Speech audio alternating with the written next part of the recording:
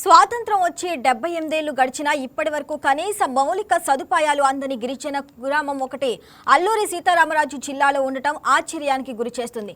జీకేవేది మండలం గాలికొండ పంచాయతీ పరిధిలోని మైనకోట గ్రామంలో దాదాపు 25 గిరిజన కుటుంబాలు 5 దశాబ్దాలుగా నివసిస్తున్నప్పటికీ ఆధార్ కార్డులు, రేషన్ సౌకర్యం, రహదారి, వైద్య సేవలు వంటి ప్రాథమిక అవసరాలకు ఇప్పటికీ నోచుకోలేదని గ్రామస్తులు ఆవేదన వ్యక్తం చేస్తున్నారు. సచివాలయానికి చేరుకోవాలంటే 30 కిలోమీటర్లకు పైగా నడిచి వెళ్లవలసిన పరిస్థితి వస్తుందని వాపోతున్నారు.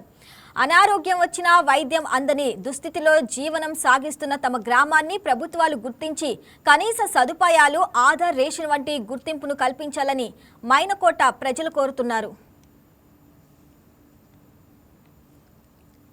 జీకేవీధి మండలం గాలికొండ పంచాయతీలో అయితే సర్వే చేయడం జరిగింది సార్.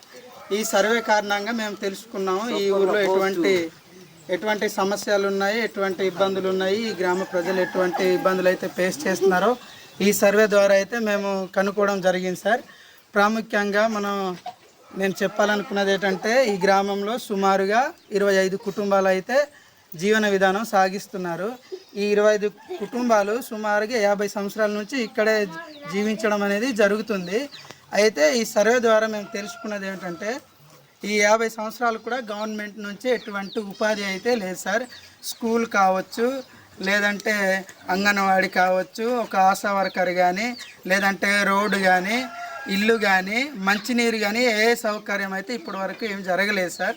ఏ ప్రభుత్వం వచ్చినా కానీ ఎటువంటి ఉపాధి కల్పించడం కానీ, సమస్యని పరిష్కరించడం కానీ ఇప్పటి వరకు జరగలేదు.